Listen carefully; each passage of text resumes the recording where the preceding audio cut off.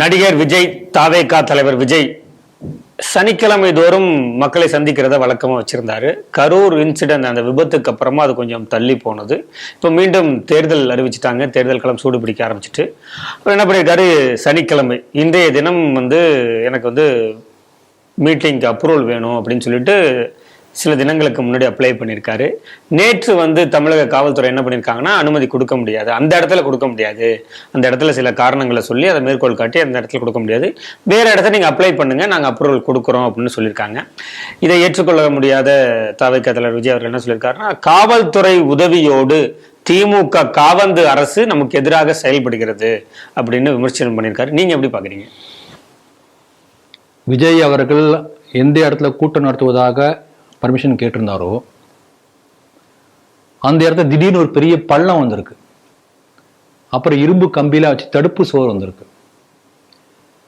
திடீரென்று அந்த இடத்தில் பள்ளம் வருவதற்கான காரணம் என்ன, தடுப்பு சுவர் எழுப்புவதற்கான காரணம் என்ன என்று முதல்ல கேட்டிருக்காரு.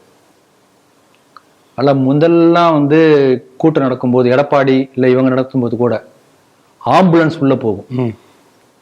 அதனால எல்லாம் என்ன பேசிக்கிறாங்கன்னா, அப்போ ஆம்புலன்ஸ், இப்ப பள்ளம், திடீர் பள்ளம். ஆனா அப்ப இப்ப உள்ள அரசுக்கு வித்தியாசம் இருக்கு. அதுதான் இப்ப எல்லாருடைய கேள்வி. எப்பயுமே யாருக்கு இந்த மாதிரி ஒரு கூட்டம் நடத்துவதற்கு தடை செய்தாலும் தப்பு தான். ஒரு அரசு செய்யக்கூடாது. ஜனநாயக நாட்டில் எல்லாருக்கும் அந்த உரிமை இருக்கு. தன்னுடைய கருத்துக்களே சொல்லக்கூடிய உரிமை எல்லாருக்குமே இருக்கிறது.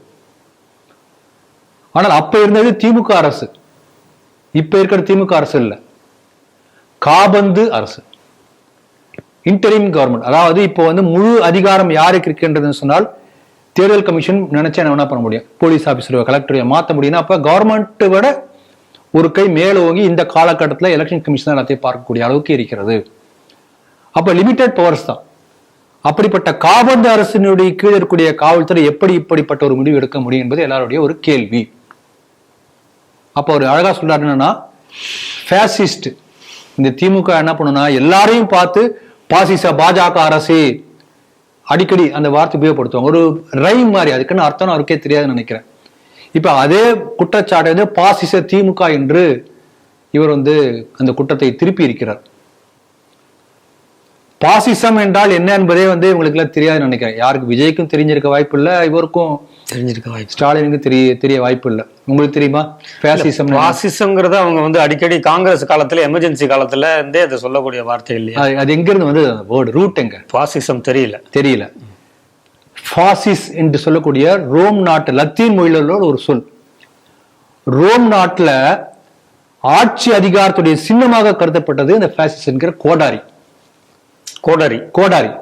அதான் அதிகாரத்தில் இருக்க, என்ன நீ எனக்கு அடிபணிஞ்சு நடக்கும், நான் தான் சுப்ரீம் என்று காட்டக்கூடிய ஒரு அதிகார சின்னமாக இந்த பாசிஸ் என்கின்ற கோடாரியை ரோம் நாட்டு மன்னர்கள் பயன்படுத்தினார்கள். அந்த பாசிஸ் என்கிற கோடாரியே தன்னுடைய சின்னமாக பயன்படுத்தி இத்தாலியில முசோலினி என்கின்ற சர்வாதிகாரி ஆட்சிக்கு வரான். அவருடைய இலக்கே அதை வச்சிருக்கான். பாசிஸ் தான் அது கட்சிக்கே பேரு. யாரு எந்த உரிமையும் கிடையாது. எல்லாத்தையும் யாராவது கேட்டானா போட்டு நசுக்கிடுவான், சாகடிச்சிருவான். அப்படி ஒரு சர்வாதிகார ஆட்சி நடக்கிறான் முசோலினி இத்தாலியில. கடைசியில மக்கள்லாம் சேர்ந்து வெகுண்டு அவனை துரத்தி பிடிச்சு 2ஆம் உலக போர்ல தோத்து போயிடுறான். தப்பிச்சு நாட்டோடு தப்பிச்சு மனைவியோட ஓடு போகும்போது எல்லாம் சுட்டு கொண்டுடுறாங்க. அப்படிதான் சர்வாதிகாரிக்கு அதான் முடிவு வரும். அப்ப அந்த மக்களுடைய அதிகாரத்தை, மக்களுக்கு எந்த உரிமையும் கொடுக்காம ஆட்சி அதிகாரத்தை வைத்து நசுக்கக்கூடிய அந்த போக்குக்கு இந்த பாசிஸ் என்ற கட்சியை வைத்து அந்த மாதிரி செய்ததுனால அந்த போக்குக்கே பாசிசம் என்று பெயரே அதன் பிறகு வைக்கிறாங்க யூரோப்ல.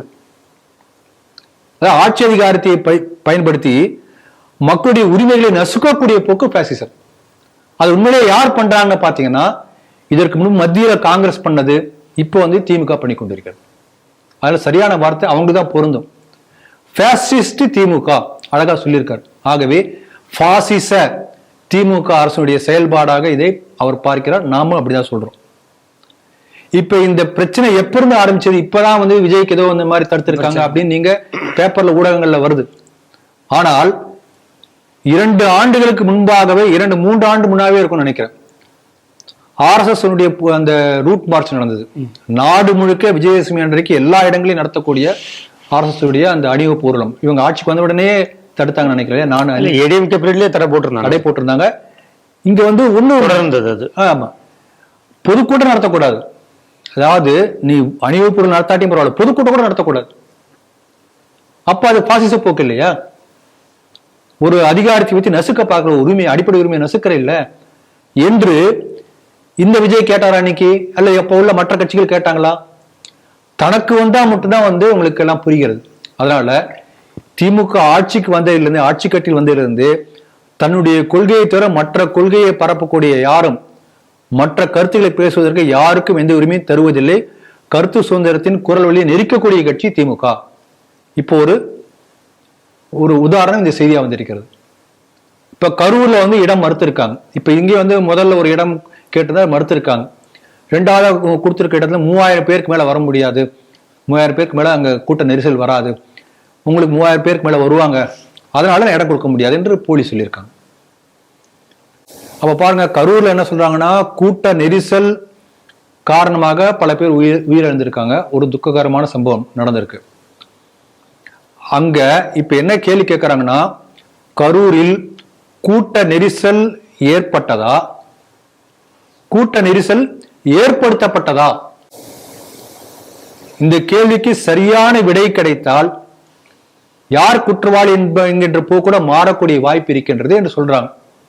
விடை கிடைக்குமான்னு தெரியாது, நடந்து கொண்டிருக்கிறது வழக்கு. அப்ப இது போல என்ன பண்றாங்கன்னா, இப்ப டிஎம்கேல பல இடங்கள்ல பொதுக்கூட்டம் நடந்துட்டு இருக்கு. உதய்க்கே கரூர்ல எந்த இடத்தை விஜய் கேட்டாரோ அந்த இடம் மறுக்கப்பட்டதோ அந்த இடத்துல உதய் நான் மீட்டிங் நடத்தலாம், அதுக்கு அனுமதி கொடுத்தாங்க. இப்ப திமுக பல இடங்கள்ல அந்த மாதிரி ஊர் அங்கங்க இப்ப கேஸ் சிலிண்டர் எதிர்த்து எல்லா இடத்துலயும் மீட்டிங் போட்டாங்க. எம்ஜிஆர் நகர்ல போற தெரு முழுக்க அந்த இது கட்டிட்டு இருக்காங்க திமுக கொடி. ஒரு நாள் என்னன்னு பார்த்தோன்னா, காஸ் சிலிண்டர் தட்டுப்பாட்டை எதிர்த்து, பெட்ரோல் தட்டுப்பாட்டை எதிர்த்தும், மத்திய அரசின் வஞ்சிக்கும் போக்கை எதிர்த்தும் இவங்க கூட்டம் நடத்திருக்காங்க. அதுக்காக எல்லா இடங்களையும் கொடிக்கம்பு நட்டாங்க. பல இடங்கள்ல இந்த மாதிரி கொடிக்கம்பு நடும்போது பல பேர் ஏதோ அந்த பேனர் சாஞ்சி உயிரிழந்த சம்பவம் இருக்கிறது. திருட்டு கரண்ட் எடுப்பாங்க, ஒரிஜினல் கரண்ட் எடுக்க மாட்டாங்க, அது ரத்தத்திலே ஊறினது. அப்படி திருட்டு கரண்ட் எடுக்கும்போது உயிரிழந்த பல பேர் இருக்காங்க. அதெல்லாம் வெளியிலே வருது இல்ல. அப்ப இதே போலீஸ் கமிஷன், காவல்துறை இரும்பு கரம் கொண்டு திமுகவுக்கு இடம் கொடுக்க அனுமதி கொடுக்க மாட்டேன், நீங்க யாரும் பேனர் இருக்கக்கூடாது, கொடி கட்டக்கூடாது, இந்த மாதிரி இத்தனை பேருக்கு தான் கூட்டம் வரணும், இத்தனை மணிக்குள்ள முடிக்கணும், கண்டிஷன் சொல்லுமா? சொல்லி இருக்கா? அப்ப இந்த காபந்து அரசுக்கு இந்த அளவுக்கு ஃபுல் பவர் யார் கொடுக்கறது? இந்த கேள்வி யாருக்கு வருது? இப்ப நமக்கே என்ன சந்தேகம் வருதுன்னா, இப்ப விஜய் இதை குறித்து எலெக்ஷன் கமிஷன்ல முறைப்படி புகார் கொடுத்தாரா? நான் பேப்பர்ல தேடி தேடி பார்த்த இந்த செய்தி நீங்க எந்த பேப்பர்லயும் வரல. முறைப்படி கொடுக்கணும், கொடுக்கலனா கொடுத்தா எலெக்ஷன் கமிஷன் ஆக்ஷன் எடுக்கும். கொடுக்கலன்னா என்ன அர்த்தம்? அப்ப இந்த மேட்ச் பிக்ஸ் மாதிரி கேம் ஆடிட்டு இருக்காங்களா ரெண்டு பேருமே? சந்தேகம் வருது இல்லையா? அதனால இப்போ நம்ம ஹிந்து ராம்ல என்ன பேச போறது தெரியாது. ஏதாவது இந்த மாதிரி ஒரு கருத்து சுதந்திரத்துக்கு ஒரு பெரிய ஆபத்து ஏற்படும் போது ஹிந்துவின் குரல் ஓங்கி ஒலிக்கும், கட்டுரை வரும், 24/7 எல்லா இதுலயும் அவுட் கிரை, பெரிய பெரிய விவாதம் நடக்கும். இப்ப இதுக்கு ஏதாவது நடத்துவாங்களா? நான் விஜய் கட்சி கிடையாது, விஜய்க்கு ஆதரவாளரும் கிடையாது. ஆனால் ஒரு ஜனநாயக நாட்டுல எல்லோருக்கும் அந்த பேசக்கூடிய சுதந்திரம் இருக்கிறது, உரிமை இருக்கிறது. அது பறிக்கப்பட்டிருக்கின்றது என்கின்ற கருத்து நியாயமானதான் பார்க்கிறேன். ஆனால் நிச்சயமாக விஜய் அவர்கள் உடனடியாக தேர்தல் கமிஷன்ல முறைப்படி இதை பற்றி புகார் கொடுக்கணும். அப்படி கொடுக்காவிட்டால் எனக்கு ஏற்பட்டது போல சந்தேகம் எல்லோருக்கும் ஏற்படக்கூடிய வாய்ப்பு ஏற்படும்.